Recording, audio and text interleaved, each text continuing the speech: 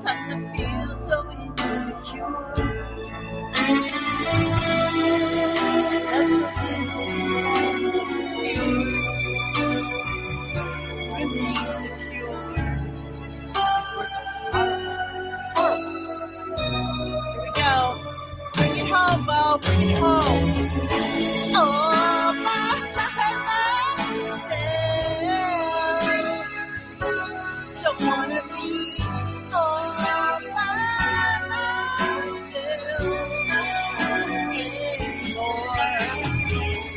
All by myself. Don't wanna live all by myself anymore.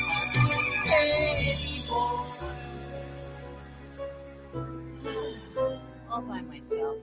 No boys. No boys. I don't know where they are. I don't know what's going on. I have no idea. But yet, here we are. Oh, shit. I forgot to start the Instagram. God damn it. I don't even know where it is. Oh, here it is. Go live. Okay. There we go. Sadly, they all missed it. Yeah. So, listen, I can actually sing. I was trying to be really bad in that. Okay, so notice I'm in my new studio space, kind of, not really yet, because, I look like this is like a hostage video, and I don't have my soundproofing tiles up here yet. I do have them, though, if you want to see, although I'm in a chair that doesn't really have wheels on it, so I don't really want to squeak. And it is a little short, so I gotta boost myself up in it. Okay, that's as good as it's gonna get. Sorry. So anyway, yeah, I don't know where the boys are, and I think Dennis is out drinking tequila. No good, stay out late that he is. Yeah, nah, I don't have any guitar. Oh, I should bring a guitar down here. Well, I'm actually going to have a bookshelf back here, and then, I'm doing like a Shining theme, and I have my Shining stuff, and it's just not in yet. My mat, and the colors I used on the tiles are really cool. They're like purple and black and green, and that will match with my rug. And I know I got to bump the chair up. I know. Let me see if I can sit a little bit better. Hold on.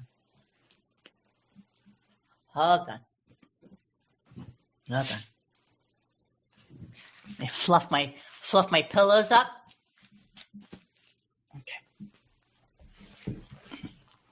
All right. That's it. That's all I got. It's where I'm going to be. So, yeah. What are we going to talk about tonight? Dennis will be here around 9. Xavier, I've not heard from. So, yeah. We're just hanging. Me and my boys here. All right. Here we go. So we're going to do tonight's show is clearly about Memet delivering a multitude of truth bombs today. And I thought it was fun and really interesting how that kind of went down. So I have about 25 clips for tonight. Mr. Dangles is going to be doing the second part of his Steven Crowder thing, and I have that queued up for tonight.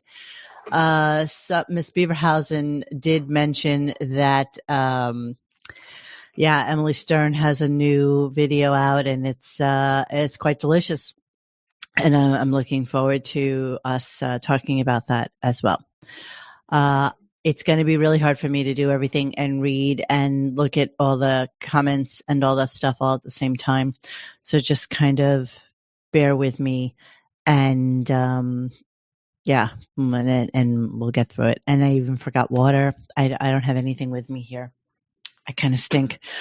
All right, let's get going with the show, with the shit show. So start a show. Here we go. Hi-oh. Everybody is excited with the rock music behind us as we Yes, we're all excited about the all rock pumped up music. for today's show. Everybody loves it already. Everybody loves the show already. They haven't even done anything. Hi-oh. It's great. We just had a little meeting. There seemed to be a lot of laughter going on in there. Oh, sure. My God. Yeah, we were making a lot of jokes, God, about so many funny things. I mean, but you know what? I don't even know where to begin. There was so many funny things we were talking about. Like, just the fact that, like, Richard loves Thanksgiving Day parades, and Who cares? he's in love with Tom Turkey and thinks that whoever's on the Tom Turkey float, it's the most important float. I mean, it just makes me laugh. Everything makes me laugh.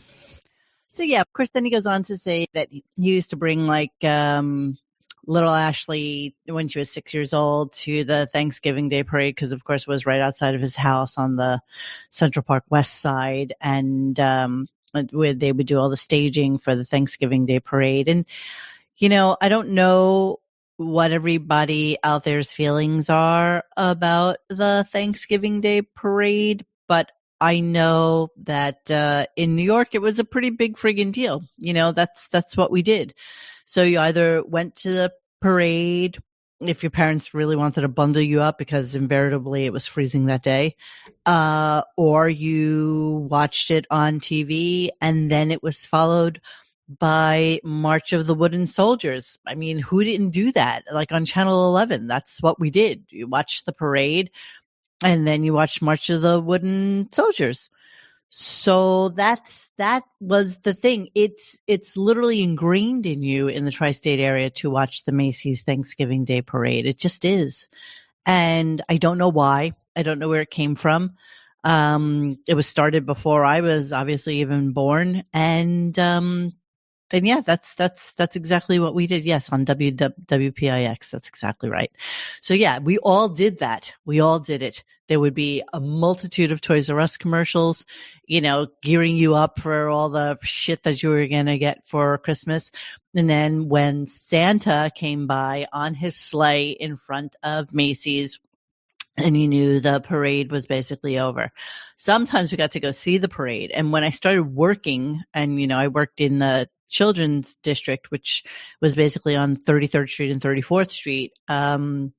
One of the companies I worked for, we had like an amazing view of like 34th Street and going around the corner onto really like on Broadway and going around the corner to 34th Street. And so we would gather there and have a big party, and everybody would watch the parade and bring their families. And yeah, it's good times, good fun. So yeah, it brings back really fond memories. But of course, Howard has to make it about stupid shit.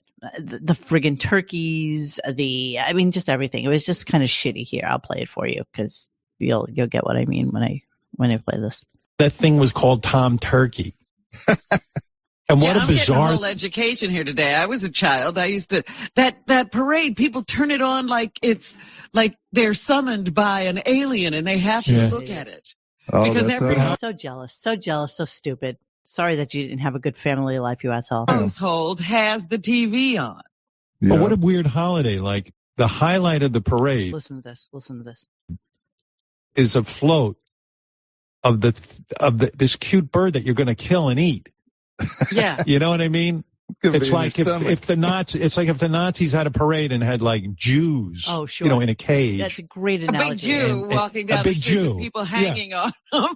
Yeah, right, like a big Jew. But can you even imagine, you guys? Can you even imagine that he made just a turkey, which everybody looks forward to because everybody eats friggin' turkey on Thanksgiving except for those two losers.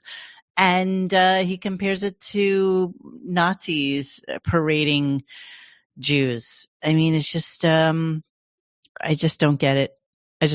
By the way, I've almost run over many a turkey because they go wild in Pennsylvania, and they're assholes. Turkeys are assholes. That's why I don't feel bad eating them. And the same thing holds true for lobsters. Lobsters are absolute assholes. So I never feel bad eating those jerks. Yeah, and Robin's just a jealous bitch. She's just a horrible, horrible human being. Yes, Jeremy. What about the big salmon? Yeah, that. Yeah, exactly. What about exactly, like a giant salmon float? I would love to at this point have inserted the Borat running of the Jews, but the last time I did, I got in trouble from the Borat people for playing the running of the Jews, which is probably one of the funniest things I've ever seen in a movie in my entire life. But, you're not that funny, Howard. You're just making it analogous to, Nazis, and it was really stupid. Okay, let's move on. Okay, whoever's making note of my car and the murderous trip I had down here, it's not funny. I'm still living that nightmare. Okay, so let's listen to what the schedule is for today, because none of this happened either. Yeah, today I'm going to get to the following things, Robin, if I do this right. Okay, let's see. I'm going to try to get to Hold Talks. I've been talking about Hold Talks for a while. Yes. I was supposed to be in Cocktober or something. Yeah, Cocktober, and it's already Cockvember. Blit and JD in Paris. No. The game, what is JD singing? No. What impression, rather, is JD doing, not singing? And there's a bunch of other bits, too, that we have to get to. They didn't get to any of that. That are really important. I do want to say hi to a couple of people. Let's say hello to, oh, gosh, where do we go? Hello. So, of course, he went right to Marianne from Brooklyn.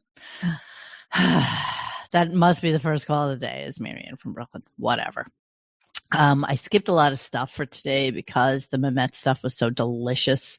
I'm really wanting the boys to be here so they could hear it. But such is life. And I'm very uncomfortable in my new chair. I'm not happy. Oh, God.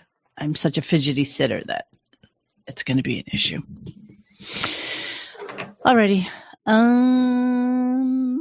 So we went back to the Buchwald conversation and how that went this weekend. According to a few people I spoke to, they did not see Howard at the memorial, which is kind of weird considering he said he talked. So maybe he just kind of, came in and spoke first or something like that, and then left. And I think that's kind of how it went down. So, yeah, let's see what happened with the stupid outfit that he wore. I get home, I go up to my closet to take off my clothes. I look in the mirror. My new brand new sweater was on backwards. It was backwards. No wonder I look ridiculous. How do you do that? Have you not You want to know how I do it? Yourself? I'll tell you exactly how you do it. These fucking people who make clothing should all be arrested. Why? Because there's labels. So you're an idiot. There's always labels because A, you need to know how to care for your garment, and B, so that morons like you can distinguish the front from the back. And sometime during the summer, or maybe it was before he went to Italy, he was talking about how he got all this new clothing and he was cutting all the labels out of it because they're itchy and they bother him, and he doesn't understand why clothing has labels in it. But A, it's by law, you have to tell people where it was made, where the components are from, and how to wash it. And B, it's so morons like you can tell the difference between the front and the back. Here we go. Because there's labels in the back. No kidding. I remove every single label. I even have a little tool that removes all the labels. So I removed all the labels. I couldn't tell the front or the back of the shirt. So clearly he has a wife who doesn't love him because he commented yesterday that Beth said, I can't believe you're wearing that. I can't believe that that's what you're wearing. You look like shit. You're wearing jeans and a sweater and like some jacket. But how does she not notice that he has his sweater on backwards? Like, really, everybody knows when they put their sweater on backwards. Everybody. And idiot did not. So, yeah, I just wanted to throw that out there. and mention, yes, he needs a label. He needs a label removing coach. It's so stupid. It's like, it's like a little thing. It's like, it has like a little sharpness in here, and it has like a little piece of plastic on the nib here, and it's sharp on this side, and you kind of scoop it underneath the threads, and you just kind of like slice it off. I don't understand why he needs to do that. I can't even imagine how somebody like him, who is basically hunched over like this anyway and doesn't feel anything in his neck, can actually feel the label. I mean, it's just so stupid.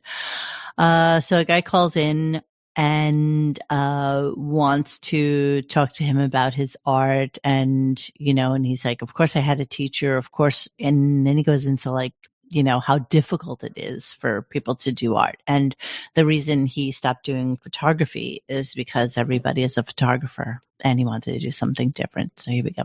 Now, I was into photography for a while, and then I said to myself, you know what?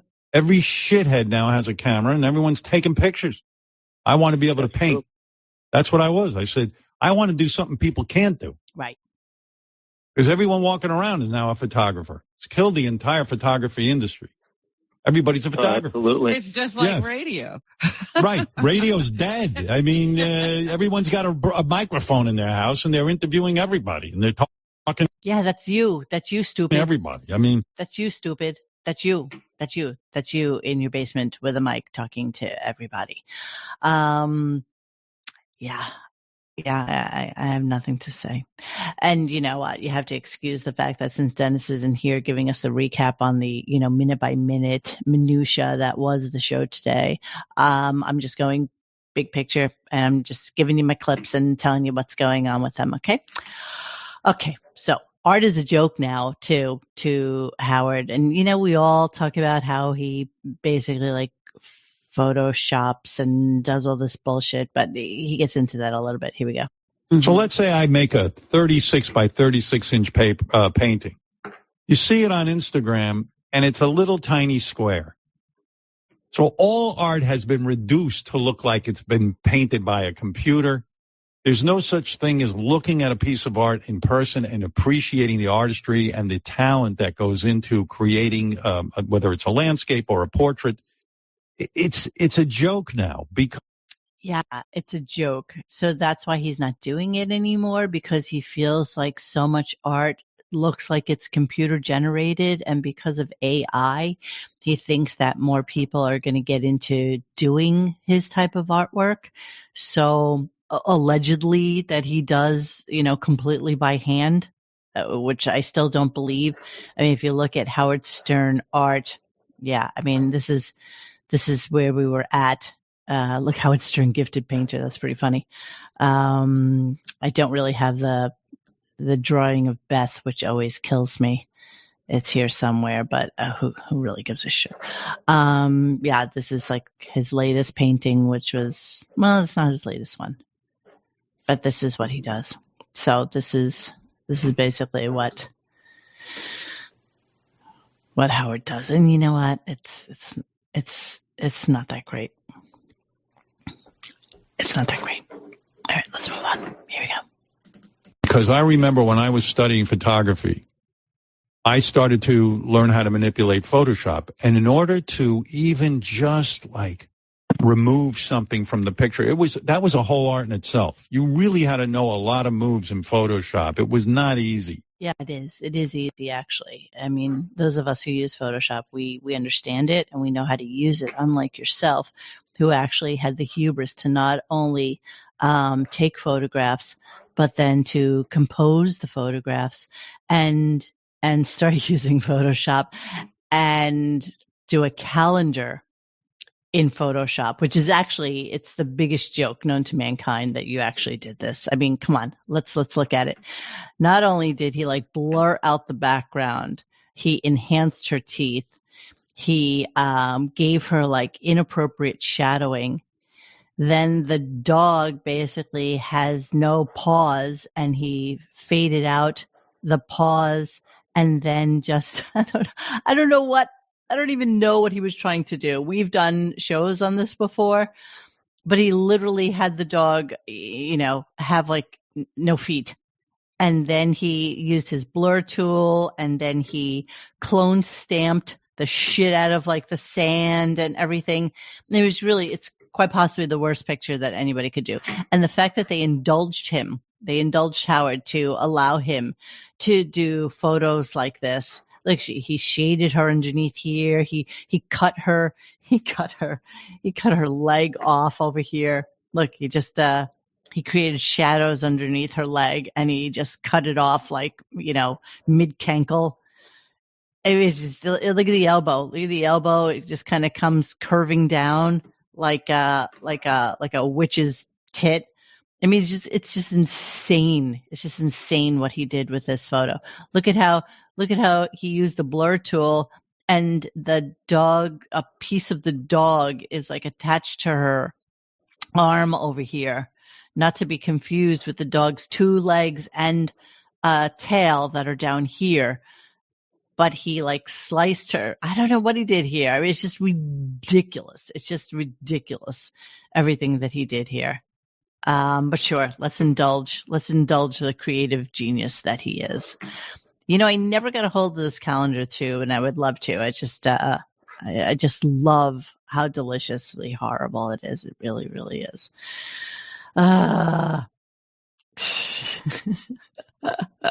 What's my midlife crisis? Shut up. Monique analyzing an earnings appeal midlife crises. Yes, I know. But yeah, I could do this all day because he's just so ridiculous. And, his skill level is literally like a 2. It really is. It's kind of pathetic. It's really pathetic. Okay, let's move on a little bit, shall we? That said, is there some place, and I know you're kind of wary of letting people see your work. Is there, now that it's been a little longer, is there some place to go to see more of your work? I would take every painting I ever did and put up a show, but I'm too busy and too lazy to do it. If somebody did it, I wouldn't mind people seeing what I painted. I'm proud of what I painted. Some of it's better than other things.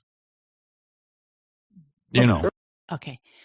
So this is a man who has no less than 6 assistants. If he really wanted to put his shit together, he would do it. I think that he doesn't want a critic coming there and criticizing it. I think that he doesn't want people to scrutinize his artwork. I think he's full of shit. I think maybe some point when he dies, maybe, his kids will do an exhibit and do something kind of ridiculous like that. But I know he's definitely too lazy. Of course he is. I'm too busy and I'm too lazy. That's exactly right. Mo, if he does do a show, you need to go. Yeah, of course I would do that. Of course I would. I mean, it's never going to happen, but of course I would. All right. Then they get into a conversation about how people are getting robbed. I don't even know what it started with. Oh, it was Sammy Hagar's tequila company got robbed. So I don't know exactly what the story was, but let's see if we can look at that really quickly. Robbed. Let's see. I mean, this is such a crazy story. I can't even possibly imagine that this could be true. Wait, hold on. Let me click out of this. Okay, check this out. Sammy Hagar robbed of $1 million worth of tequila in organized crime double truck heist near Mexican border. Sammy Hagar launched the Santos Spirits brand with celebrity chef Guy Fieri in 2019, but now the pair are missing 24,240 bottles of tequila. Sammy Hagar and his business partner, Guy Fieri, have become victims of organized crime after 2 trucks transporting $1 million worth of the pair's Santos Spirits tequila was stolen in separate heist near the Mexican border. The trucks, which were en route from Santos Spirits base at the Tequila e Viejo distillery near Guadalajara, went mixing near Laredo, Texas last week. All right, so it was already in the States. And the cargo, as well as bottles of super expensive extra añejo, were nowhere to be found. For a growing company, it's really a shame for something like this to happen. According to the agency investigating crime, the trucks were illegally double brokered to a different carrier and their GPS tracker spoofed using a GPS emulator application. So it's big business here. This is the strangest thing I've ever seen in the spirits industry in over 25 years. I've never seen anything This is 2 of our trucks 4 days apart to be stolen, so out of the ordinary. Yeah, well, it's the Wild West, so tough shit. I'm sure they have insurance for that. And look, Fieri is offering $10,000 reward to anybody able to locate the missing trucks. It's like you're saying it's worth $1 million, but sure, your stupid, shitty $10,000 is really going to bring somebody in to get that back to you. It's kind of ridiculous, idiots. So anyway, then they started talking about how the Kelsey brothers apparently got robbed as well, and they had tens of thousands of dollars in their home and whatever, and that's what happened. Yeah, I would think a marketing gimmick, but to what end? Does that make whatever shitty tequila that they still do have more important and more expensive because there's not that many bottles of it? And does anybody really give a shit about his tequila? I mean, honestly. Oh, thank you, Autobot Al. It was Travis Kelce and Patrick Mahomes were both robbed, right? They were both robbed. So Robin comes up with this theory because, Robin's an idiot too. Here we go. One of the guys in the meeting today said athletes are getting robbed too. Travis Kelce and Patrick Mahomes were both robbed recently. Sorry. And I beg the question. If you got as much money as... That is a thing that's happening because of AI too. AI. So they see the guy playing on the court. They know he's not at home. Then they can look up his address and go rob him. Really? Is that the way it works, Robin? Is that the way it works? They could see the fact that pretty much every Sunday, that's where that guy is because he plays football. So they see him on the court. And yeah, I got that. I got it, Sue M. I got it. So they see him playing on the court and they could look up his address and go rob him. I mean, that could pretty much be said for anybody who plays anything any day. You can say like some guy who's out on tour, Billy Joel, you can go rob his house. These people are multimillionaires. Why don't they have security? Oh my God, hi. Hello. Hi. So nice of you to join. It's so nice to see you. Not really, but okay. Not really, yeah. Hi. We're just talking about Robin thinking that AI is responsible for the thievery to Travis Kelce and Patrick Mahomes, who both got shit stolen in their homes. But it's AI's. Did you know that? No, I did not. Well, I've been out loop all day. Yeah, well, can I tell you why it's AI's fault? Would you like to hear that? And then we'll continue on. Do. Sure, let me know. One of the guys in the meeting today said athletes are getting robbed too. Travis Kelce and Patrick Mahomes were both robbed recently. And I beg the question. If you got as much money as... That is a thing that's happening because of AI too. So they see the guy playing on the court. They know he's not at home. Then they can look up his address and go rob him. Wait, and they couldn't do that before AI? Exactly. Like there's literally a schedule printed. That's what I said. These people play sports. Everybody knows where they are. Everybody. I mean... Yeah, she's an idiot. And so you're coming in at just the right time because I'm going to do this whole Memet segment. Because no. Memet skewered this today. Absolutely skewered them. And it was delicious. It was like the best thing in the whole wide world. By the way, I bought myself an entire tin of Trader Joe's English toffee with nuts, and it is so freaking delicious. Let's not talk about food. I'm the happiest girl in the world. And look, Xavier, looky, look where I am. Ooh, oh wow, that looks pseudo professional. Well, it will get there once I have my bookshelf and I put up all my tiles and have it really kind of working out. But yeah, so my chair is a little low for my desk, and so I either need to raise it or put it on a platform. I'm open to any ideas people have for how to do this because it's a super comfortable chair, but It's just a snurch low. It's a snurch low for my desk. Okay. So and then we were just talking about how Sammy Hagar was robbed of $1 million worth of tequila because he's an idiot too. Yeah, him. It wasn't just him. It was him and the other dude, right?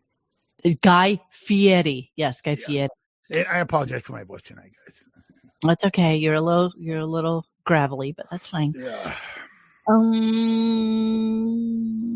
Okay, so let's start with the fans in the studio. So last week, if you recall, they tasked Memet with making sure that everything went smoothly because he basically said he could do everybody their's job, and it doesn't run as smoothly as it could. So now that it's all said and done, and the fans were in, he's basically going to rate them. And for those of you who did not see that last week, I would like to show you from the Stern Show thingamajiggy videos that I do have from it. So just so that you can just kind of have a Last week we had the ultimate Howard Stern. Hold on a second. Oh, okay. So this is actually from today. So let's take a look, see at that. All right, here we go. This will just give you a little precursor to what happened. Stern Show fan experience, and some of our biggest fans got the opportunity to watch us work in the studio. My job was to be the correspondent and to watch how everybody handled the fan event. So I thought maybe today I could hand out some gold stars. Now you're talking my language. I'm going to hand my first gold star to Fred Norris. Okay, so we'll come back to this a little bit later, but that I guess is what. Really? Is this like a third grade presentation? It is absolutely a third grade presentation. Stupid. But it's actually brutal. So I'm excited to share this with you. So let's go to the first fans. And some of our biggest fans got the opportunity to watch us work live in the studio. The fans who weren't selected, by the way, I should point this out, they were very jealous to hear how it went and jealous they didn't get chosen. Howard, it was great listening to the ultimate fan experience. Please do it again. I wish I'd won so I could bring my son. He's a double major in radio, film, and TV and sports communication. Can you imagine a double major? How do you do that? It would all these things that you can't get a job in. Yes.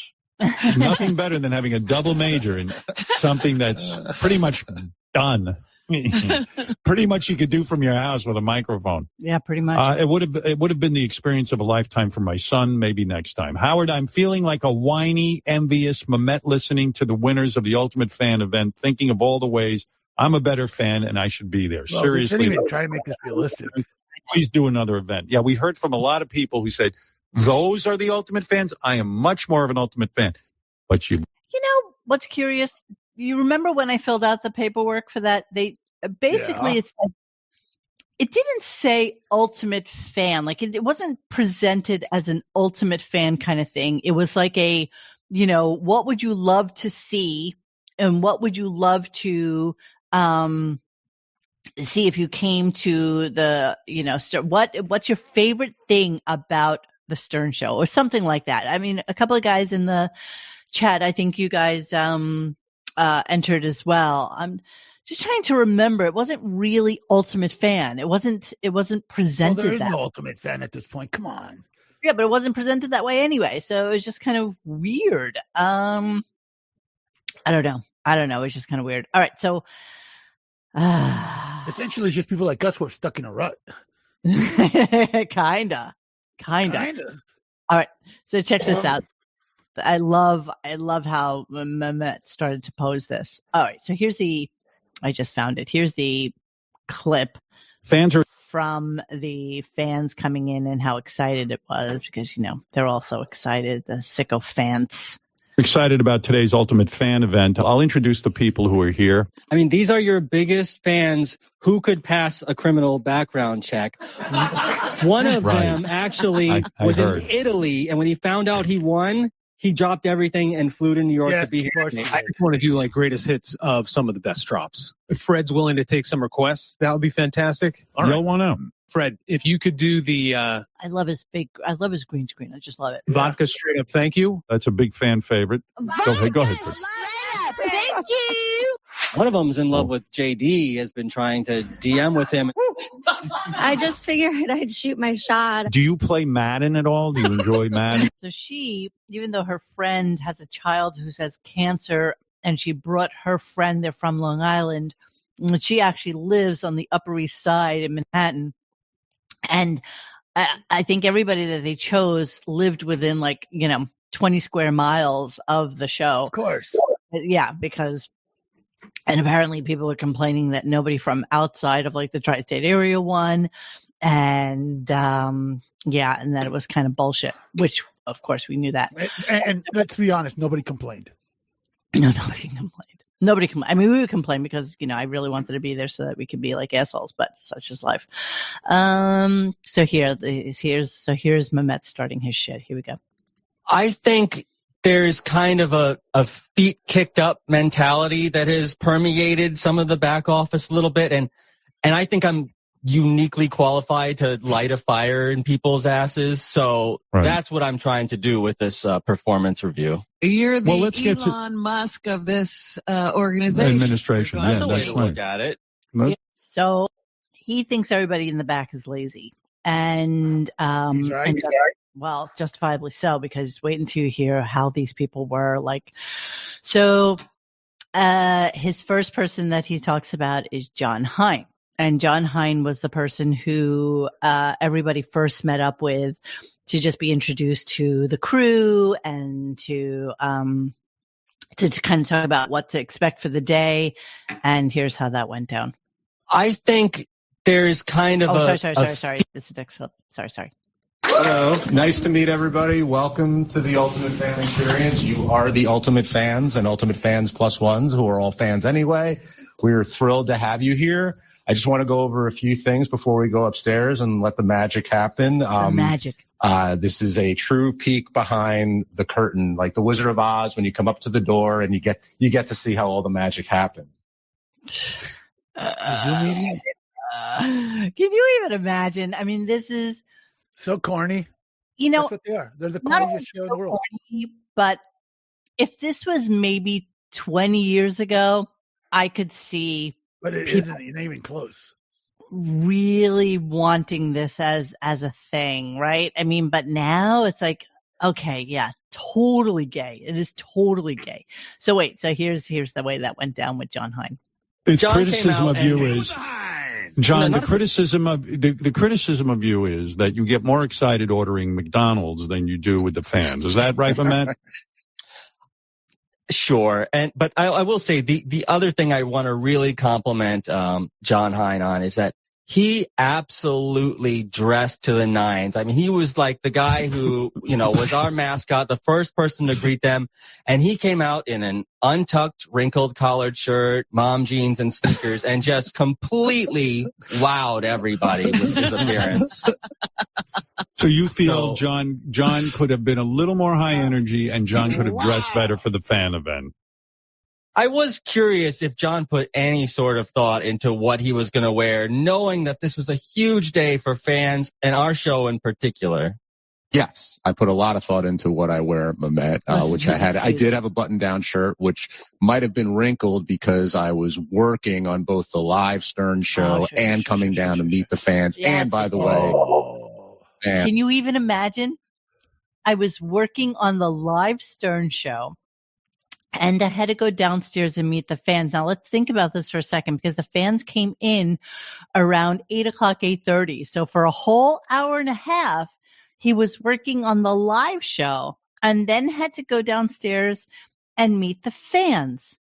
Like, it makes no sense. Explain the ground rules, as you know, and let them know that they couldn't just jump on the air with Howard. And as I was going through all of that, probably my last concern was if I was wearing, sharp boots or had a fedora on or some type of cool look to impress these fans in that kind of way. I know. He's just so. It's just this perpetual lie. They all are. They're all sanctimonious douchebags. And I'm telling you, Memet literally pegged them all. I mean, it just gets so delicious. Did you like that? A fedora. Yeah, Who are you making fun of there? Don Buchwald. Like, what, Don? Like, or did Memet wear a hat one time into work or something like this? I mean, there was nothing. There's no excuse for looking like shit. I mean, seriously, you're meeting people. You and Howard doesn't care. I mean, it just gets so much crazier. No, it's just filler, bro. He's just burning time, making money. Yeah, but as you listen to it and as it goes forward and as they start talking more about like the stupid different shit that people did, Howard just kind of completely justifies it and excuses it. And as if there's good reason for them to be that shitty. It was a legit contest. Well, it's as legit as it could have possibly have been. I told everybody on here that there was going to be a contest and I had joined it, and I encouraged everybody on here to submit a request as well. So it was a contest, but there was another contest in the summertime that never really came to fruition. And so some of the wording on the contest from this time around was, if you submitted something during the summertime for whatever blah, blah, blah contest, it will carry over into this contest. So they couldn't get their shit together enough to do the contest in the summertime. So they decided to just, kick the can down the road and make it like a fall type thing. So that's how it went. So everybody got treated to the staff doing impressions. Let's listen to a little bit of that. Me up, but yeah, I got mine half and cock I do. I'm blowing my mind up. I need more money, please. Oh my God, I'm playing with my tits. Oh my God. Wait, and you die. Hey, wait, I'll tell you something, Gary. You're looking pretty good. I don't know if it's the Olympic or you're doing the work, but you're looking pretty. But you need to stay up the world and actually do the work at the office. So it was Chris Wilding, Samantha, who I guess is the one who does Jennifer Witz, as we're realizing now, and then some chick named Jamie McCaffrey. And I'm like, I've never heard that name before, so I was just kind of curious who she is. And I found this article, which I will show you right now. I found this article, a comedian, Kevin McCaffrey. Does anybody know who this person is? Because I do not. Stephen Wright, Jeff Foxworthy, and Brian Regan's career highlights were the same. Kevin McCaffrey, who will perform Friday and Saturday at the Penguins Comedy Club in Cedar Rapids, is too young to have appeared in Carson, who retired in 92, but his similar life-changing experience on The Late Show with David Letterman. Blah, blah, blah, blah, blah, blah, blah, blah, blah. And here we get to this. Comedy is in the family. McCaffrey's wife, Jamie McCaffrey, writes jokes for Howard Stern's satellite radio show. She writes jokes. What are the jokes? I don't know. She basically does a Wendy impersonation, and I can't imagine what else this human being does. But as they are on this show, everybody has a role. Everybody has a reason to exist and get paid because Howard needs as much help as he can possibly get. So then Gary was responsible for doing a show and tell, and here's how this went down. Here's the thing. Wolfie and I were taping it, and we were convinced after it was done. I was like, oh, my God, he must have talked for 20 minutes. That's great. I need the exact time. And when we went back and, pulled the clip, it was like 1 minute and 58 seconds that Gary was talking. It actually just seemed like that long. And we kind of just had to clip together a short montage of what Gary did for the fans. I mean, Memet, it's hard for me to believe. Surely Gary must have had something interesting to say. Let me hear the tape. Excited and upbeat. Yeah, he's had so many cool experiences. Yeah, go ahead. In the morning, what I have over here is I can see what's going on TV. This is our screener that tells me who's calling from where and what their topic is. So, and then, these are just memorabilia pictures. It's me and Howard and Beth and my wife at the Knicks game. And the way that we would play sound effects would be called carts. I didn't realize when movies are done, they do a tag sale in the office, so I was able to buy that for $15. The short story was Courtney Love was here. She said, I'm going to, when she left, she goes, I'm going to send you a picture. So I'm like, fine. George Carlin is one of my favorite comedians. That's wow. Yeah. So, without saying so much, they basically said that, this is the fans were as bored as can possibly. I know. It gets so much better though too. And it was just, you could feel the air getting sucked out of the room. Wolfie, correct me if I'm wrong. We were Wolfie? praying that we were praying that there were smelling salts in the gift bags for the fans because they were zoning out. And there were a lot of peaks and valleys to this day. And this was definitely a valley. Gary, is that a fair criticism? I mean, you've had so many, like you just got to witness Bruce Springsteen and you got to, you got to go to. Right, yeah. So to be fair, I gave the entire tour. So that was a minute in my office. I said to Jason, what do you want me to talk about in my office? He goes, no, the real thing is people are going to talk to you afterwards and they're also going to come and watch the wrap-up show. So just show people things in your office. That's what I did. Guys are saying you put everyone to sleep. I hate to say it, but it's funny. You know what's really funny? It was one of the people who works for us. She came up to me afterwards and she goes, man, that tour was amazing, Gary. You did such a good job. Oh.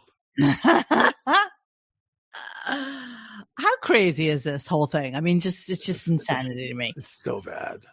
Right? Hey, Mo. I got to go, man. What? I'm not feeling so good. So sorry, guys. Sorry. Bye. Bye. Bye, guys. You want to leave your avatar? So can I believe I'm talking to you? Bye. Bye. All right. Moving on. Okay. Fred's presentation. Here we go. Retired. So that's kind of like a compliment and a dig at the same time. Yeah, absolutely. Good move. And a second gold star because Fred gave the longest presentation of any staffer. He gave a 12-minute TED Talk on how to push buttons on his machine.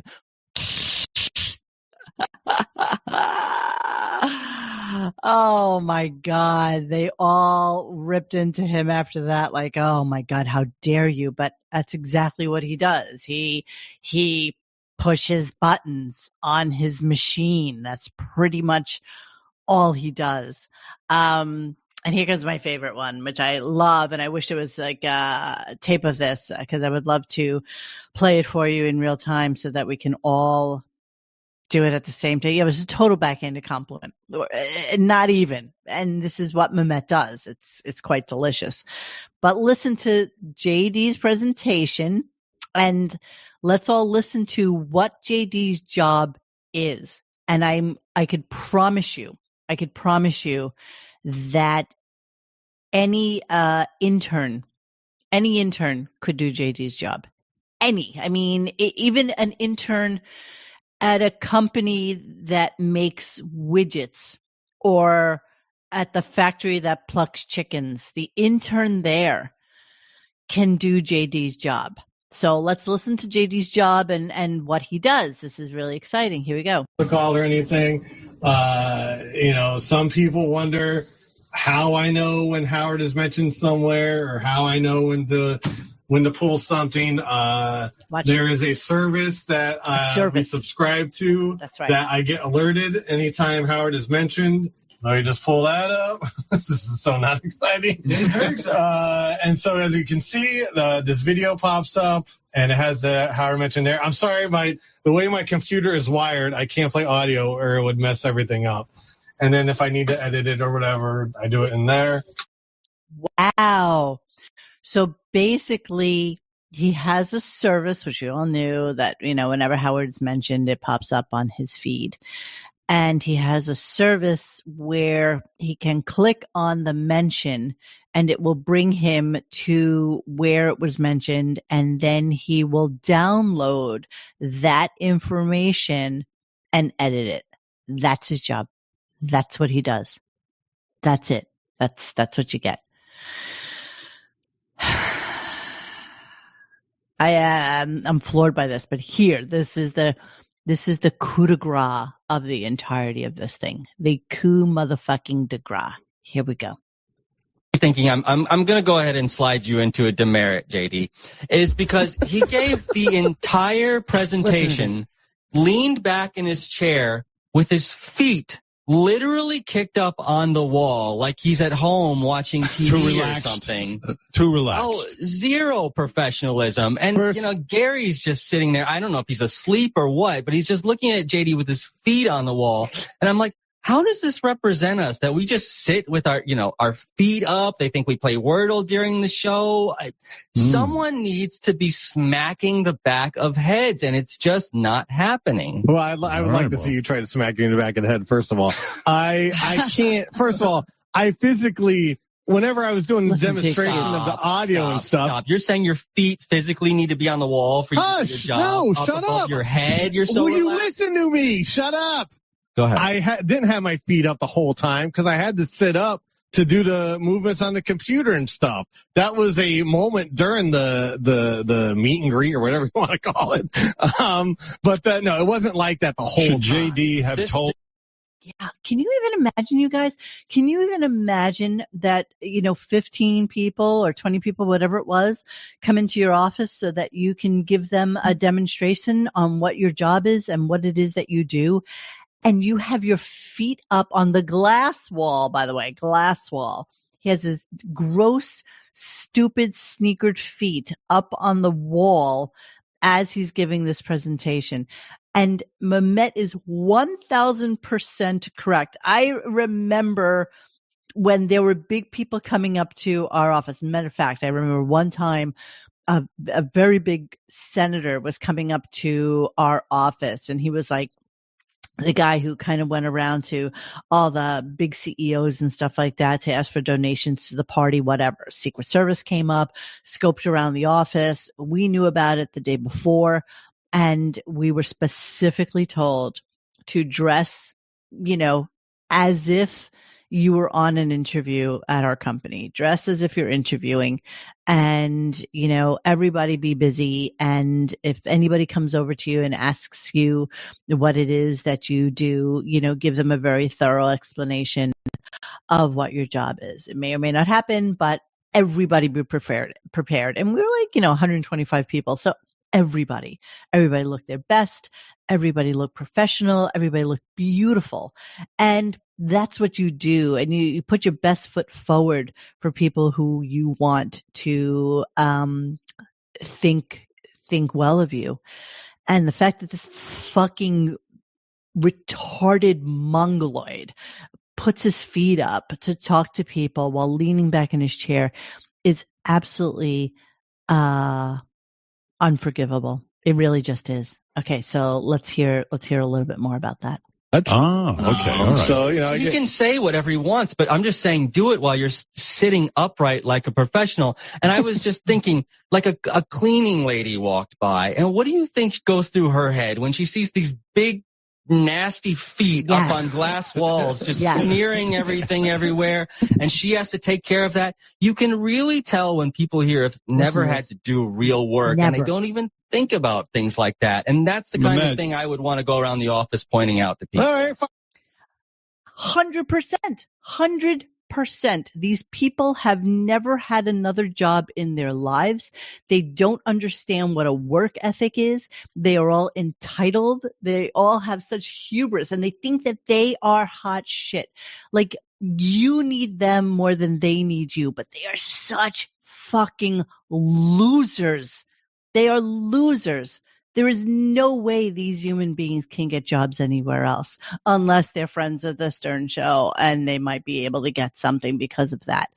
But there's just no way that these people are qualified in the real world to do anything. They are, Howard always wants to be the best, and he has to look the best and act the best and be the best. And this is why he has continually hired subhuman species of of 2 steps above whack packers to be on his staff for years, 20, 30, 40 years. And this is the result of that. And nobody's embarrassed by it. Nobody thinks that it's a big deal that they are, being made fun of, or that they look like absolute assholes whilst they're in the middle of talking. I'm just going on a total dissertation. You are so late. I literally have 5 clips left. I'm happy you decided to show up. We can't hear you, Dennis. The damn button. I am so sorry. I have a social life that is outside of this insane world that I live in. I am so sorry that you have a social life as well, because I've just been having a grand old time pontificating. I bet you have. Xavier came in for like 2 minutes, felt sick, and left. And my friend offered a tequila shot. I had to stay. It's one of those things. See, now I feel very far away. I don't know why I'm so far away on here. You are very far away. I know. I keep trying to change it and make it better, but I'm yeah. You have the whole thing on that. You have the fancy camera. I do. I have the fancy camera. I have some piece of crap that's built into my computer. It's just great. Hold on, let me. I can't even do that unless I move it up here. See, I can do that. Oops, boobies. Hold on, let me move myself. Wow. See, I'm in my new space now. I see that. It says on air in the background. Yeah, but that's very change. Professional. Yeah, well, I had to literally use a drill to put the nail in because these walls were all fucking cement. I'm literally in a hostage video here. It seems I'm that right. Way, yes. Yeah, I know. It'll get better. Once since I listened to the entire show in real time, mm-hmm. You're probably up to at the last half hour of the show. I am just listening to Memet skewer everybody, and it's so delicious. Oh yeah, that was probably the highlight of the show because he literally said everything that we wanted to say about the show. Yeah, literally, absolutely. He was so on point. It wasn't funny, and they honestly can't handle hearing the truth about how they are absolutely terrible at their job. And terrible at their jobs. And Robin and Howard kept making excuses. Well, Howard especially kept making excuses for their insubordination and the way they looked and the way they carried themselves. My favorite was Jan Hine looking like he rolled out of bed. Yes. That is embarrassing. His excuse was that he had to work real time on the real show and then go downstairs and greet the people. But the people came in at like 8:00, 8:30. So he had to work for like a whole hour and a half. I went out. To a bar and had food and drinks and talked to people, drove there. And look, my shirt's not wrinkled. No. I'm not wrinkled. I look actually respectable. Unlike Jan Hine, who looked like he slept in his clothes in Central Park. And he had excuses, which was just crazy. That's embarrassing. That is utterly embarrassing. Up to the point, which really is just the piece de resistance of the whole day, which is fucking JD with his feet up on the wall while he's giving his presentation, which his job is nothing. They get the service. He gets a notification of where Howard was mentioned. And he clips it. That's his whole job. And an intern could do that job. The other part, though, that's so maddening to anybody that's actually held a real job in their life is Howard and Blobbin, talking on. And it's like, wait a minute, motherfuckers, you weren't even there. Like, literally, they were talking to you over Zoom. You weren't even there. Weren't even there. You couldn't even make the effort. And then the whole thing about the megaphone, dude, you haven't touched that megaphone in 2019. We didn't get there yet. Oh, you didn't get to that? You get to that? No, we're not there yet. I'm sorry. We're not there yet. I'm Come sorry. on, but the first hour was absolutely ungodly painful. And everything was just to kill time. And he announced all these things that they were going to do. Of course. Yes. Nothing happened. Nothing Tomorrow happened. we have Cher, maybe some victory lap from Josh Brolin. Then we have Thanksgiving. Then we don't know what. We don't know after that. Lots to get to. Lots to get to, then. We have lots to get to, but lots to get to. I'm gonna just go back because it It angers us so very much to the okay, all right. So, he can say whatever he wants, but I'm just saying do it while you're sitting upright like a professional. And I was just thinking, like a cleaning lady walks by, and what do you think goes through her head when she sees these big, nasty feet up on glass walls, just smearing everything everywhere, and she has to take care of that? You can really tell when people here have never had to do real work, and they don't even think about things like that. And that's the kind of thing I would want to go around the office pointing out. I love it, Memet. I think you should do it. That is so on point. That is so friggin' on point. I mean, that is literally boom right in there. Now, all right, any bets on Memet being arounded in January? I love this about Memet. They do. You know what? Because Memet is speaking truths that even Howard himself knows, but would never speak. And the funny thing is that the whole reason that a fucking Marcy Turk was hired is so that she could pull these people into line, have them dress a little bit better, have them look a little bit better.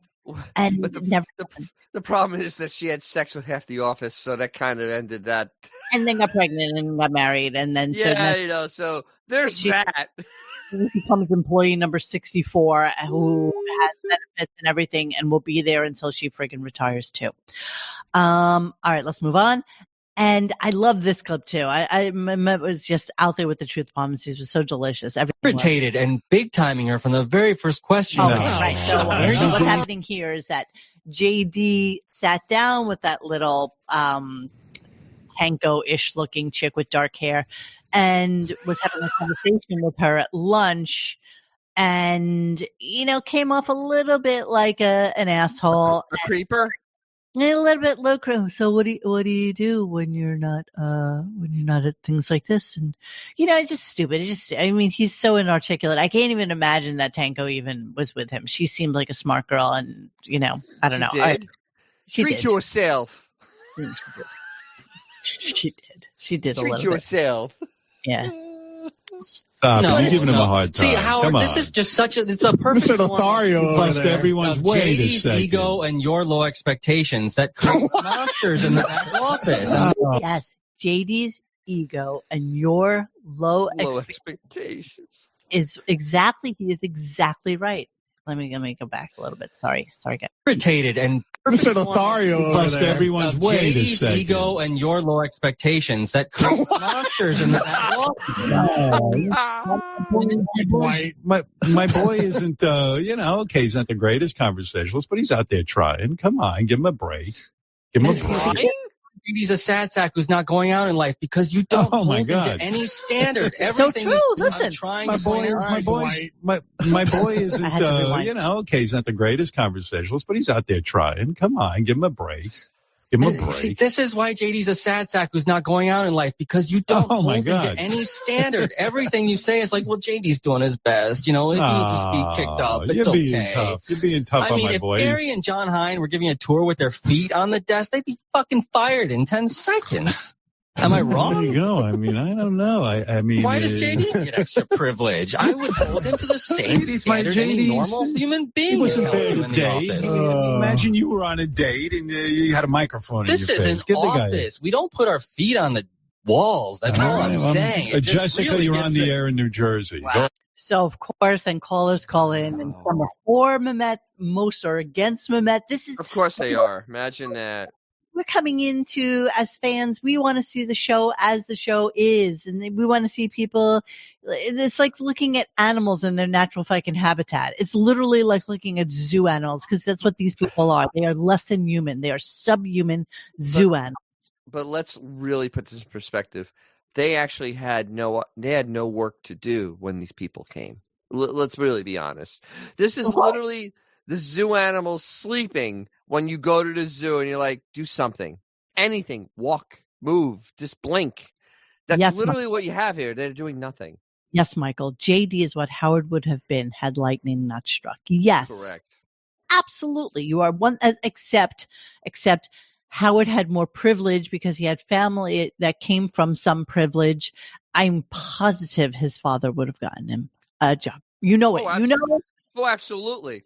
You know, he would have gotten him a job. I mean, that's it. Absolutely. He would have gone to remember, dad. Ben advised him all the way on how to get jobs in radio because Ben had been around radio for such a long time. And don't forget that he couldn't get a job at first. He worked for an advertising agency, which I think his father got for him. Don't forget for ad sales. So he didn't work from like day one in this business. But when he went to radio, Ben told him, what to do and how to move on in basic steps. That's why he did the steps he did, but never went too far away from home. Because remember, the farthest west he went was Detroit. The farthest south he went, Washington, D.C. He never was more than a couple hours away from his parents, ever. And always within the same time zone to have phone calls. Yes. And when he finally got to New York, Ben told him, you need to have an agent. And that's how he ended up getting Buchwald, because Ben told him he needed an agent. Yes. There wasn't that Buchwald fell out of the sky for him or he was looking. Ben said, you need an agent at this point. And that's how he got Buchwald. It was time. All right, so let's move on. Another beautiful clip. Here we go. They all know any one word from Ronnie. They all get along. He is the man. Please fire Memet. He's useless. It's funny. This is just such a perfect microcosm of what's happening in the country right now.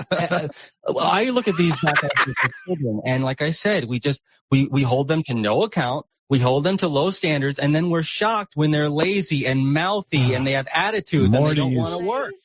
So true. Lazy, mouthy attitude, don't want to work. This clip also killed me here, which of course makes absolute sense. It's 10 seconds. Here we go. Memet, you're not taking any constructive criticism. Listen, I'm not saying I'm perfect. And listen, if I have the 10 assistants that Gary has, I'll never leave my microphone anywhere and it won't be an issue. Zing, zing, zing, zing, zing, zing, zing, zing, zing, zing. And the thing is, Gary is a useless sack of shit. He really is. He is so useless. The thing is, he prays that Howard stays until he reaches retirement age. Because he can't work anywhere else. No, he can't. There's not a place on God's green earth that Gary could actually function. You happen to be right, Benjamin. There is not one person who knows what Memet does. No, we don't know what Memet does. We don't. Know what he does. I don't even care what Memet does. But you could ask me what most of those people in that show do, and I couldn't tell you what they did because the show has literally nothing to it. So how can you say that anybody does anything? Because there's no ground rules. There's no content. There's no content, right? What do you do?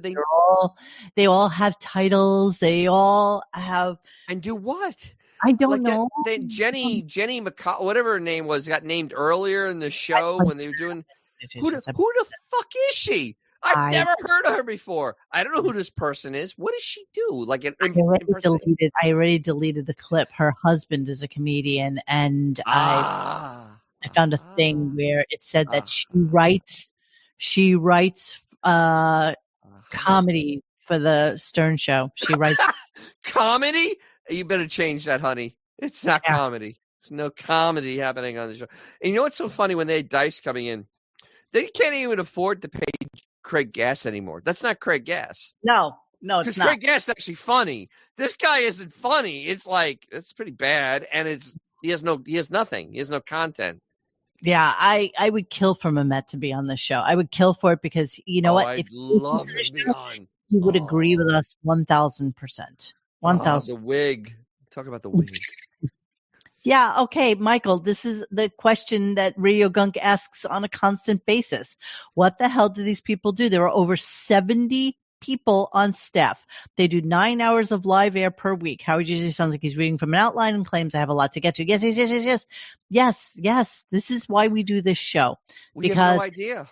Testament to the useless cogs in the wheel of Stern society that exist in only that world, who could do nothing else anywher else. But here's even the bigger question, and also the real rub on this. It's the highest paid show on Sirius. Literally, they spend more money on this show than any other show on Sirius. In a lot of places, Dennis. It could It's be mind-numbing. It's mind-numbing. most TV shows. I mean, really. Oh, honestly, there are shows that are on streaming services they don't spend this much money on per year. Friends got $1 million an episode in their last year, okay? And they only do like 24 episodes. I mean, so it's like $24 million. He's still getting paid more than that. And I know that. That's the part that's so mind-numbing, is that for this little effort and this little content and the actual no bump to anything, that they still throw money at it. And this is why they are the worst run company in the universe. There is no other company that has run worse than SiriusXM by far. Yeah. 10 of the 70 assist Gary. Yes, that's probably true. Jesus, I think you know what? I don't even doubt that. I think it's more than 70 at this point. I think we heard something mentioned about like 75 or almost reaching 80. 75 people for what? Joe Rogan does a show that's 10 times more topical and 10 times more out there in the public eye with 6 people. With 6 people. Yes, he is. With 6 fucking people. He has 6 fucking people, and he makes a show that is 100 times better than the Stern Show. Does he do phone times. calls? Does he do phone calls? I think not. I think not. No, because phone calls day has come and gone 30 years ago. I know. Let's just 30 do another years ago, that shit went away. Do another trio with Ethel. Let's just do that. Just one more time. Okay, so now I'm going to get to touching Howard's megaphone, because who gives a shit is obviously the clear answer to the question that is going to be raised by everybody who is in our audience. So let's listen to it, and then we'll come back to it. Here we go. Hard. What is not that? Necessarily audio. So my favorite one is that, you know, Howard, there's a real strict policy against touching your megaphone on your desk. I think you're well aware of that. It's been an issue in the past. I heard about this and I even blocked it out. I'm so upset. Who gives a shit? You haven't been in the office in almost 5 fucking years. Who cares? Who cares who touches your megaphone? Who gives a shit? You haven't touched your megaphone.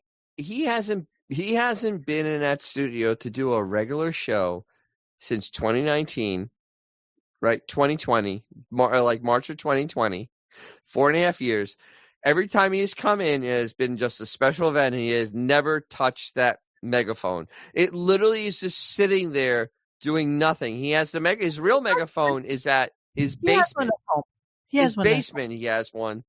This is embarrassing that they make a point of this. It is pathetic. It is sad. It literally is this show in a nutshell. It's emblematic of everything that is wrong with this show. Everything. Let's continue the clip. Hang on. About it. Why does it? Go ahead. Tell them, Memet. So I have to give credit to Wolfie on this, because I was holding the microphone, but Wolfie did notice that Gary was repeatedly touching the handle and the mouthpiece area of the actual machine. And Gary's such a fucking pussy. He is just such a pussy when he replies. Machine itself while he was giving a tour of the studio. Yeah, Gary, I have a theory about why you need to touch my megaphone. I think you want to show that, like, you are special. You get to touch my stuff. I'm really phobic about germs. Why do you have to handle my megaphone? What was the point? Can't you just point to it?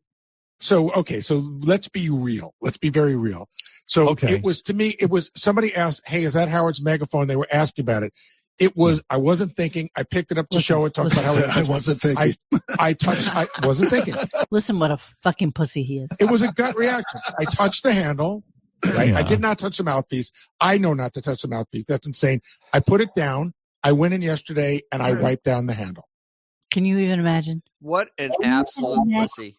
I mean, seriously, go wipe your vagina. I mean, that is just, really, that is just out of your vagina, you pathetic excuse for you. Sad. And I mean, you know, just the absolute patheticness of that is, it's not even, you can't even communicate how pathetic that was, because you're literally touching an inanimate object that this man will not go near for we don't know when. Never again. I guess he will never use that megaphone ever again. Right. Ever again. He'll never use it. I can't see him coming into that office and doing a real show using that megaphone ever again. Gary, come after me, you big fat vagina. Please come here and say, well, what do you do for a living? You know what I do for a living? Nothing. You know why? I make fun of you. That's what we do for a living. That's what I do. That's what I do. I make fun of sad, pathetic creatures such as yourself. And this brings me joy. Do you know how much money I make on a weekly basis? Nothing. I make no fucking money. And I still know more. I can wrap fucking circles around you, you douchebag, you absolute stupid fucking man. I could do your fucking job. And I don't even know what the fuck you do.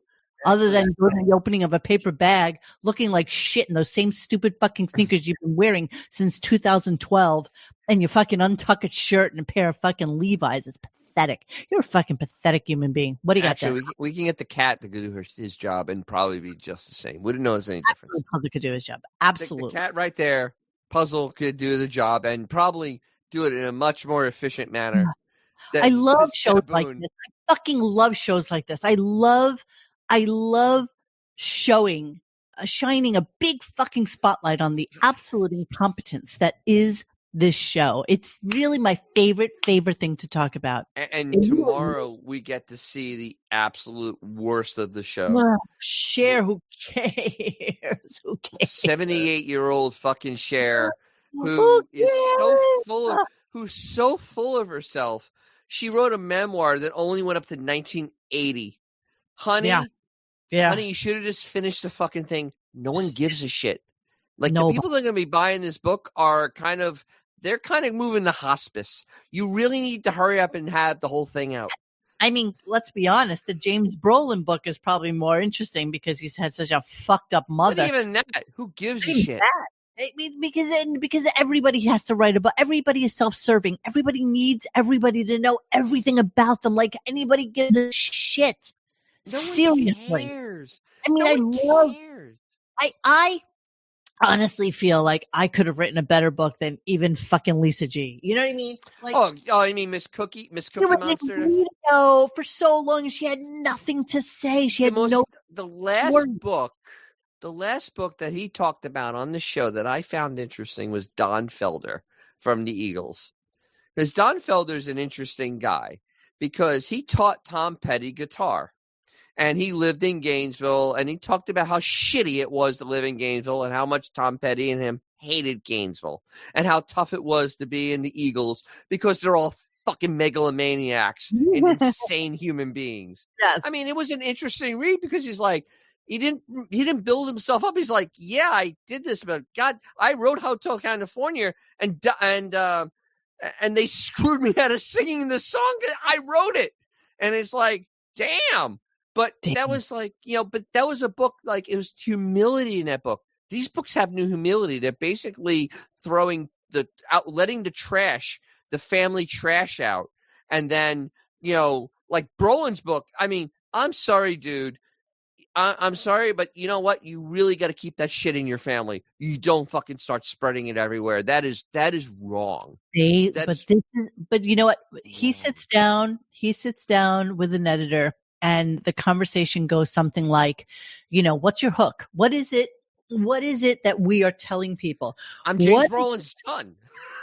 What is it that's going to sell books? And they need this to be what they do. This is why Robin talked about her father, diddling her. She made that up. Listen, whatever. This is not the time or place for that story. I understand it, but she made it up to make a hook for a book.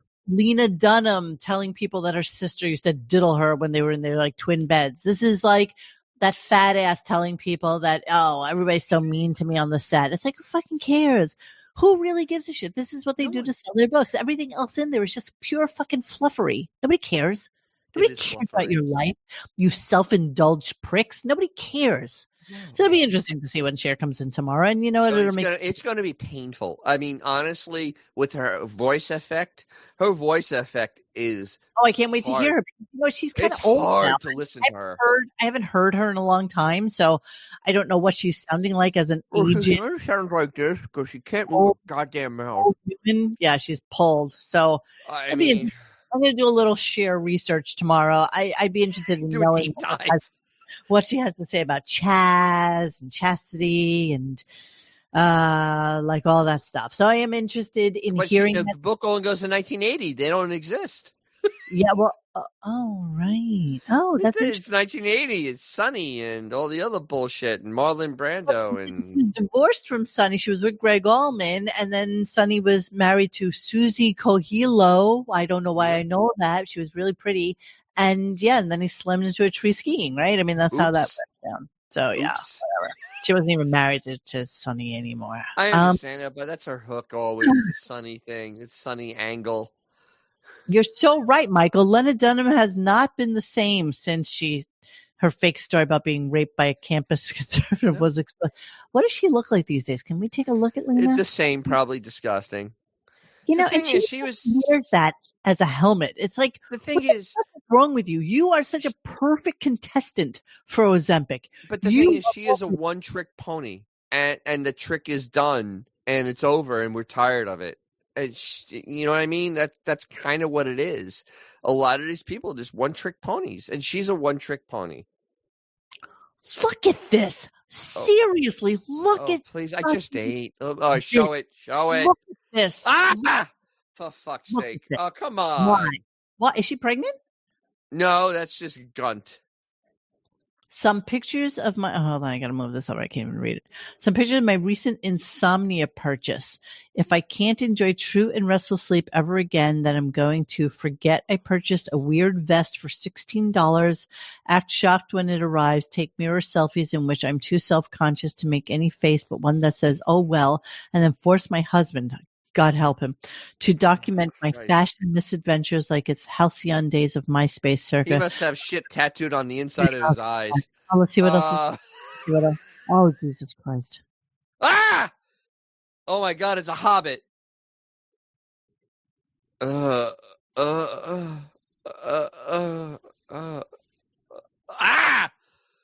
right, shh, Dennis. It's been a nice, quiet show. Shh. She of all human beings should go to the doctor, get a shot, take it, lose some weight, work out. Don't have your titties, one going up, one coming down, all sloppy looking like that. And just go do something for yourself. Go do something nice for yourself. The thing is, though, she can do that. She'll still be ugly on the inside. So it doesn't matter. She's ugly on the inside too.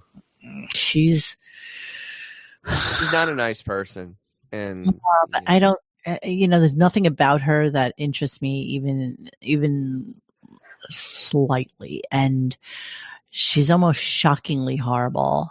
Yeah. Oh, look, what is this, like aspirational? Another month, another stack of books. Yeah, sure. See, that's okay looking. All right, so it's a little on the. You see, thing's okay. I can't do this anymore. I can't look at her. I really can't. I don't know why you're making me look at her. I eat dinner. You know. I know. I'm sorry about that. I really am. God, it was really good Italian food too. Okay. Just almost at the end now. We're getting towards the end. You know. I'm nauseous. Coming towards the end. Here we go. So, is it the end of the show? Not really, but it's no. And I'm not in that. It's as end of the show as I'm going to get with my clips. That's all I'm going to say. Right. Oh, just a million things here. You know what? It's late in the day, so I don't think we're going to have time to get to all this. But I'll get to it tomorrow. By the way, Cher, the incredible Cher. Cher will be with us tomorrow. That is amazing. She's lived an amazing life, and we'll get to talk to her a bit. And very excited about that. There's so many fans on the phone, but unfortunately, we've really run out of time. There is a clock. SiriusXM turns off the show, and there's nothing I can do about it. It's blame them if you want more of me. Blame them if you want more of me. So All right. This announcement, everybody, was at 9:59 in the morning. Less than 2 hours. It's less than 3 hours into the show. Less than 3 hours. I can't imagine SiriusXM is going, yeah, you know what? At 3 hours, we got to turn Howard off because we're paying his show $100 million in total, and we really don't want more than 9 hours of content a week. That's right. We don't want more. No more than 9 hours of content a week. No, we don't need the extra content. I mean, he's becoming. This is almost as bad as his neighbor's Wi-Fi. I mean, seriously, we're literally at that point of absurdity where Sirius turns the show off. No, they don't. No, you can go until 11 if you wanted to, because it's your channel. Noon if you like, but and nobody cares when the repeat starts. It doesn't matter, or the wrap-up show. 10:30, or the wrap-up show. Oh my God, or the wrap-up. No one cares about the wrap-up show. I've never listened to it. I don't want to listen to it. I don't. No, every once in a while, Radio Gaga will come in and say, "Oh my God, did you hear the wrap-up show?" And this is what happened. You have to listen. I didn't hear it. No. No. She'll send me a text and she'll say. And then if you miss it, when's it on again? Like the wrap-up shows. Does it repeat? Is the wrap-up show not on again? Like it's on once and that's it? So the rest of the shit gets repeated over 1,000 times, but the wrap-up show is on one and done?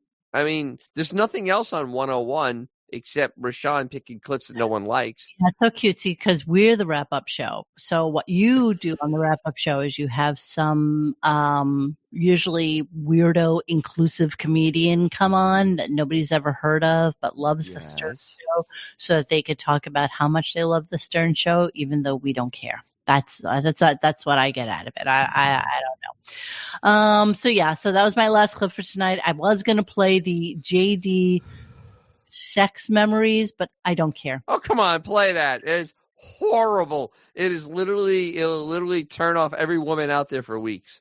It is literally the worst radio on radio. Delicious throw JD under the bus kind of show. Anyway, sure. Let's just play the bonus clip of JD's sex memories. Here we go. I don't even know why I have this. And now, sexual memories. Stern Show media producer, J.D. Harmeyer. I was in a Virgin Megastore with a girl that I was going out with, and it was back in Florida.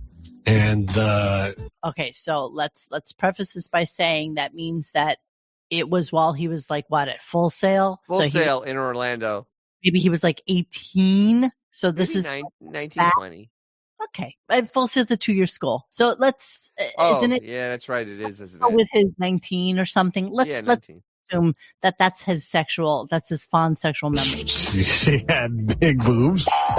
And I reached up her shirt in the middle of an aisle just out of nowhere. Oh, JD. It was nice. It felt good. And then and a few weeks later, she dumped me. Peace out, dork. I think I had my first realization of an orgasm.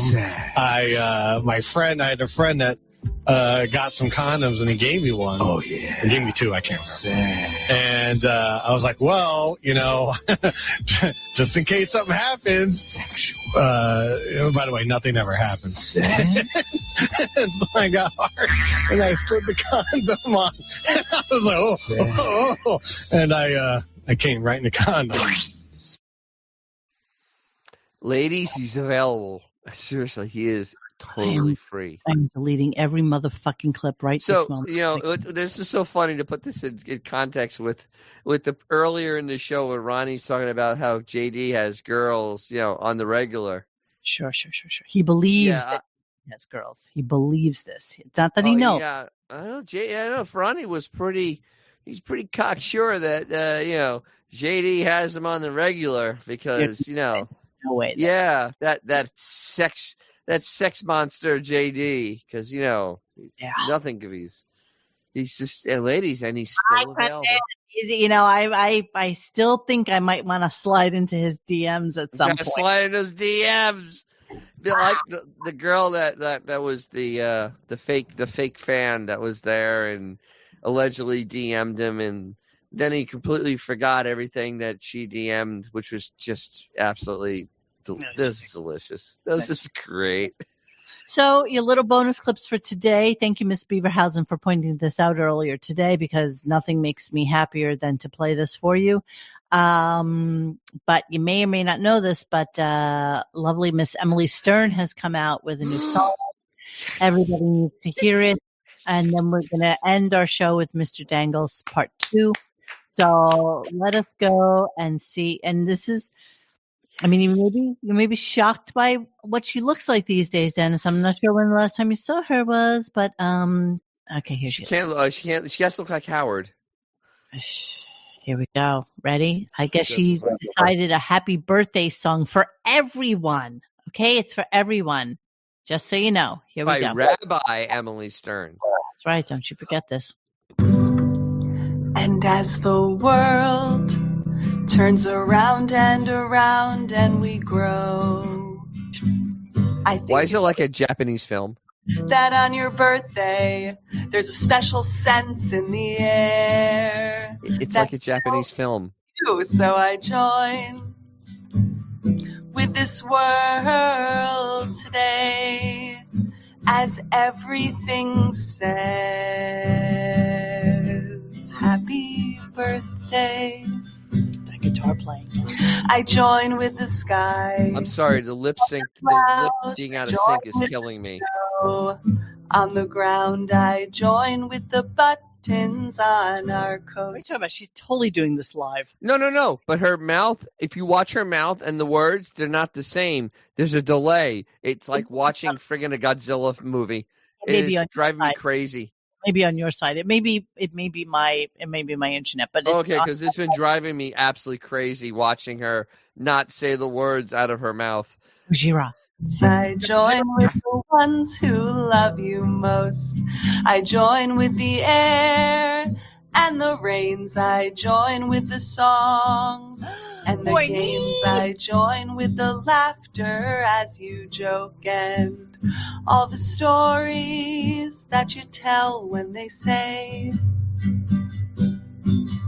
happy birthday. I join with the candles and their flames. I join with the forest and the brooks, the moon and the stars as they shine in their orbs. As she's got to be on lithium. No, I mean, there is some heavy drug usage. Heavy drug.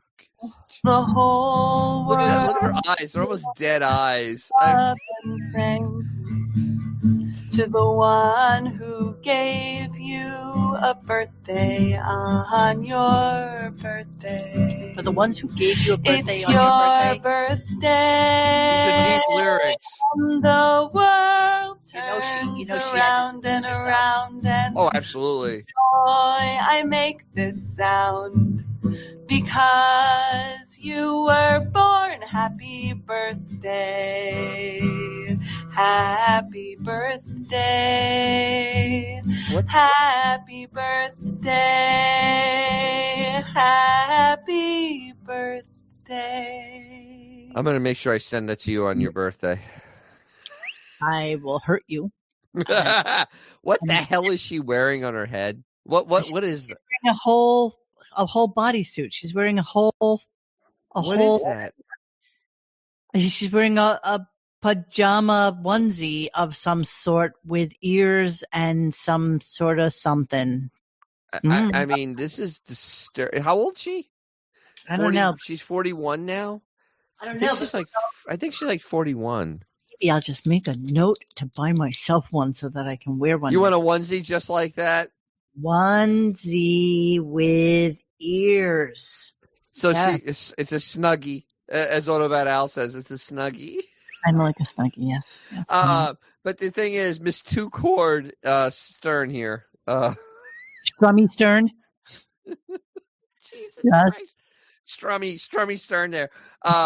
It's just, at least she sung it with a smile in her voice. But Howard doesn't talk about his rabbi daughter much, does he? Well, he doesn't talk about any of his daughters much, does he? Yes, he does. He talks about Ashley because she's a doctor. No. We decided it's actually Deborah who's the PhD. Whatever. So she's the doctor. I think it's Ashley he's talking about. No. I came to my realization that that's who he was talking about at that time. But they have kids, so that's why he talks about them. That's what he talks about. He doesn't talk about the old maid that doesn't have kids. And all right, we won't pick on Emily. We have no reason. No, I mean, that's just a fact, though. She's 41 and unmarried, unfortunately. I'm not picking. She couldn't find the right man. She just is what she is. It's a sad thing. Keep making the music, Emily. Make us happy. You just make us happy because you are making us happy, Emily. Yeah, I want Dangles and Emily to do a duet. Dangles can probably make that happen, I think. Do a duet.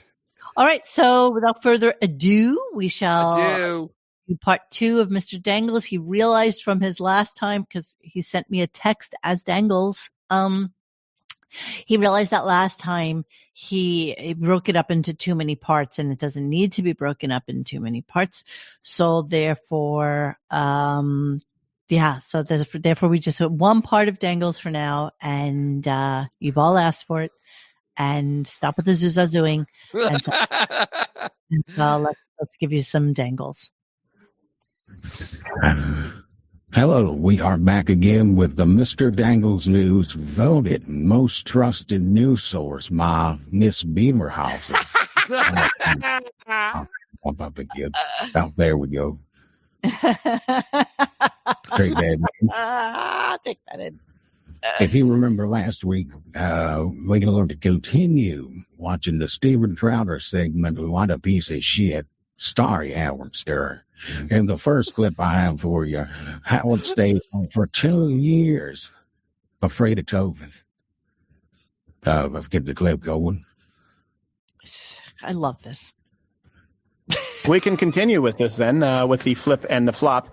Let's go on to this. This is also something from Howard Stern, which you love with your shock jocks. You love with your rebels. You love them to actually act as enforcement arms of government policy that infringes on basic human rights more than any government in modern American history, which is what Howard Stern did, advocating for vaccine mandates, lockdowns, telling vaccine skeptics that your freedom doesn't matter. Here you go. This may be where he lost his mind. We're going to stop putting up with the idiots in this country and just say it's mandatory to get vaccinated. Them, their freedom. I want my freedom to live. Now, if it was up to me, anyone unvaccinated would not be admitted to a hospital. They've been told that you will die if you don't have the vaccine. Some of you will live, but most of you will do die. as you're told, in my Howard America, says now. All hospitals would be closed to you. You're going to go home and die. My son is leaving for school today. Lucas? Yeah. You tell him to stay home there with you. Listen, Lucas, I'm going to talk straight with you. Okay. You shouldn't go to college. You should do it all online. Why are you going to risk your life? Yeah, why are you going to risk your life? Yeah. Gosh. Healthy young male who is at effectively very little risk. Sorry, because I don't know if you've been on YouTube, the CDC. Here's the thing, though. Howard Stern actually didn't leave his house for 2 years to avoid getting COVID, but the story has a happy ending. Wow. He got COVID anyway. Yeah, it does. Well, a lot of people were saved for 2 years. Yes. So, and this brings us to why did he do all of this? Okay, we're waiting for the show to come up. Yeah, we'll let you know. And we'll be listening along with you. I guess Mission Control can let us know when the show is about to actually start. It's money. What a piece of shit. In this next clip, Howard Stern is crapping on podcast. Us here at RadioGunk have heard him do this many times. Now he's pretty much waking up, chasing, doing a podcast, taking a shit, then going back to sleep. Let me remind you real quick, before I start the clip up, that Mr. Dangles is indeed a trusted news source to many. Okay, just take that in for a second. Yeah, let's play the clip.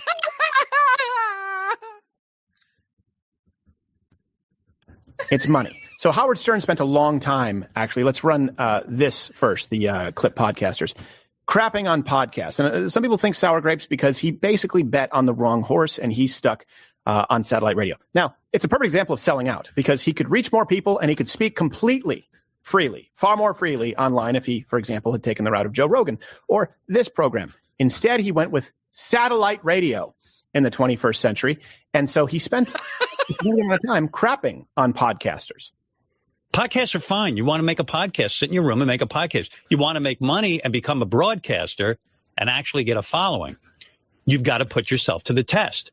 And if you sit in your room and do a podcast, you're pretending to be a broadcaster. Take the podcast and throw it out the window.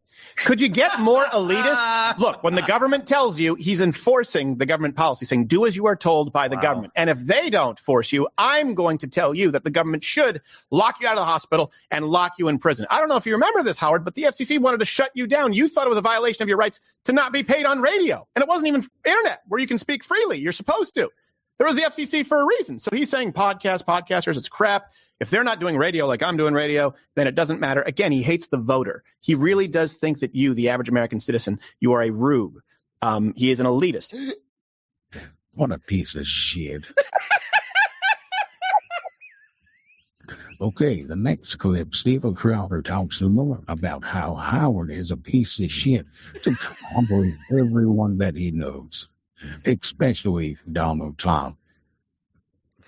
Well, Taylor Swift endorsed you. Great. Okay, I don't know if it moves the needle or not, but you need everyone to come into the tent and be part of the party. Oh, really? The mob. To say, I hate Taylor Swift because she disagrees with your politics. He's done this to me. When Donald asked me to introduce him at the Republican convention. The sound you hear in the background, that's from their show, not mine and not RadioGunk. Thank you. I just ignored. Our audio is better. I'm voting for Hillary Clinton. He was very upset with me, and he said, no. And then he hated me. Then I was a bad guy. How did he hate you? No, he lost respect for you because he was there when you were bitching about the FCC under the Clintons, where you received record fines for naughty words. And Donald Trump was there supporting you. At the time, the Clinton administration and their three-letter agencies were prosecuting you in the court of public opinion. Donald Trump appeared on your show 40 times.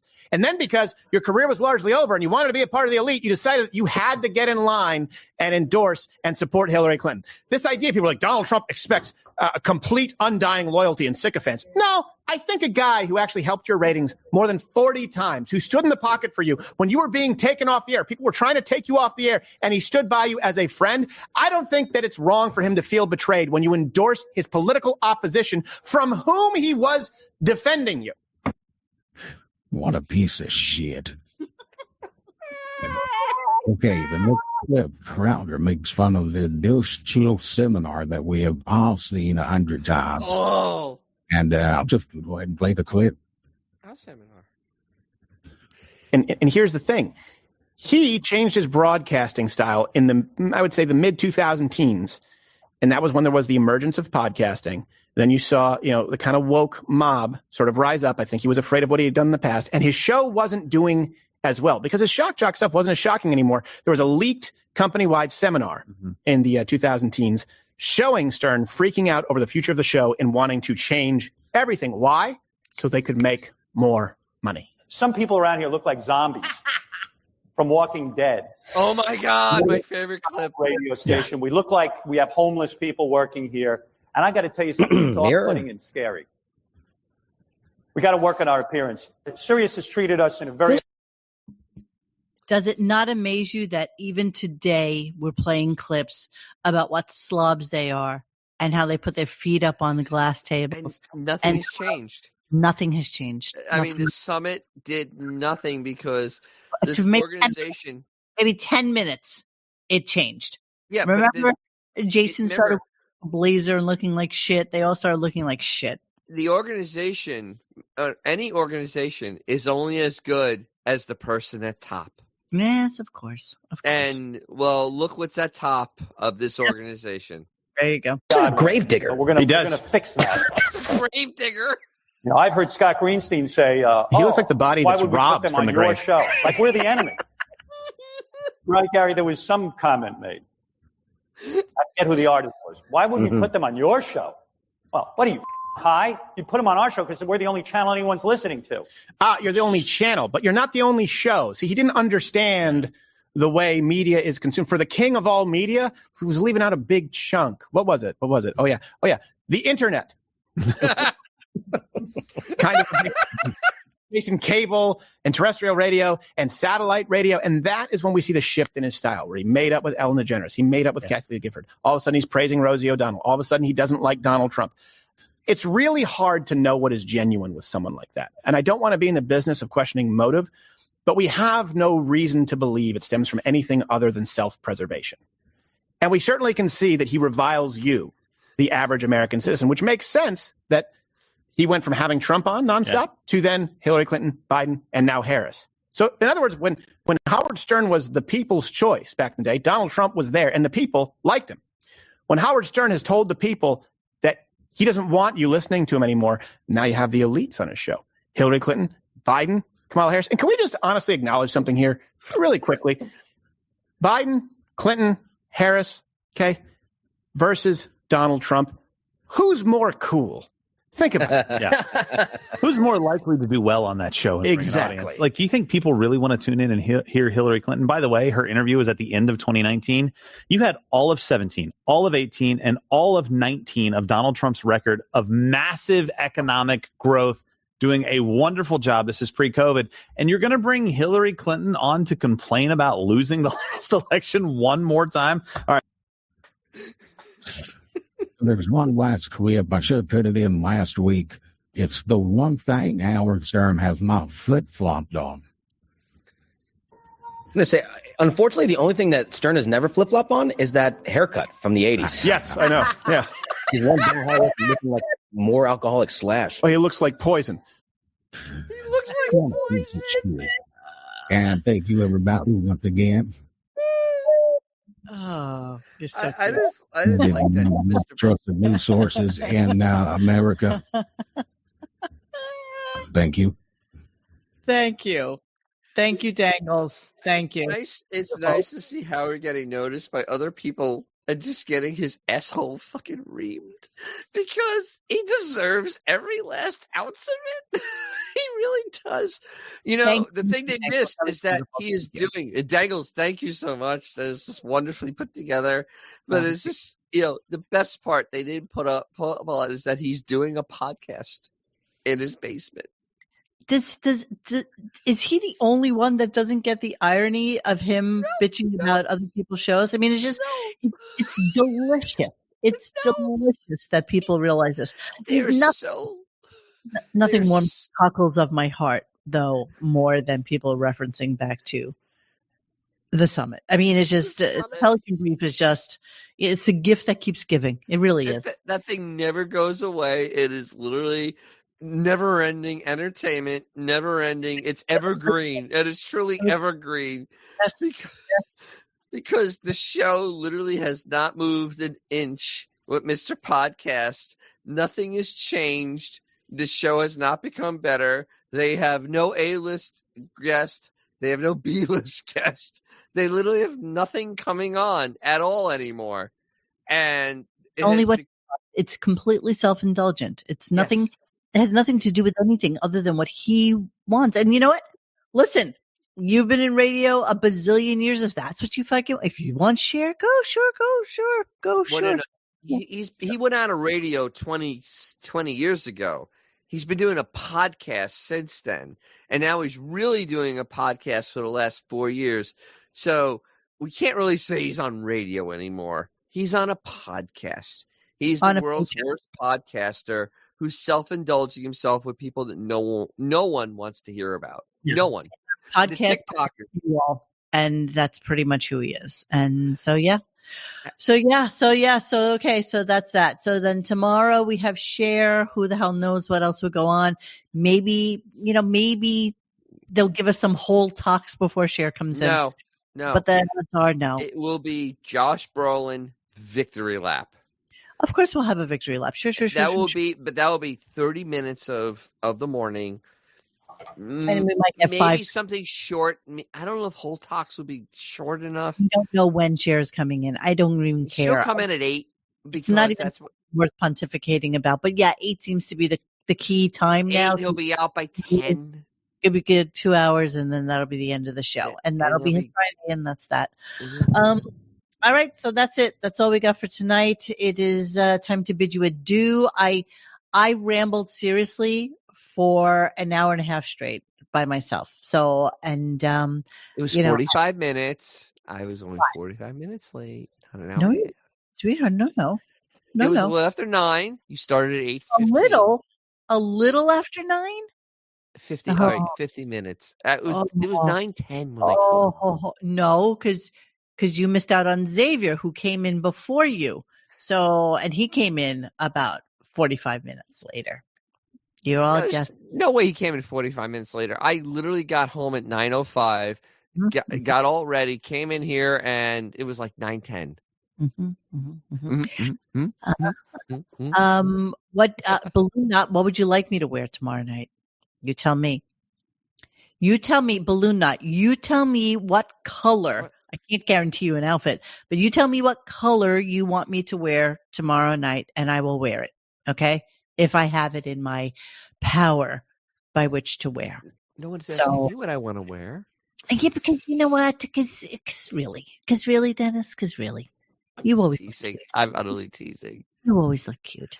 But I'm wearing a collared shirt tonight. Okay, something see-through. Okay, yes, that's exactly what I'll wear. I'll wear something see-through tomorrow. Okay. Dennis will wear something. Dennis will take the helm on that one. It'll be nice and hairy. It'll be great. Yeah. All right. Well, I'll see what I can do for you. Balloon knot. Follow Dennis on chartreuse. Jake Canada wants chartreuse. Listen, it was balloon knots question, so this is not up for a discussion. So I'll see what I can wear that's see-through tomorrow. to make you happy. Okay. All right. So we'll see you guys tomorrow. We'll have much more to talk about. No, well, probably not. Honestly, probably not. No, not really. No, not really. All right. Goodbye. We'll see you. Thanks for hanging with us tonight. Please join us for any discussion at RadioGunk.com in the forum section. Follow us on Instagram or Twitter at RadioGunk. And don't forget to like this and subscribe to us and hit that little bell so that you know when we're going to have a new show. Thanks.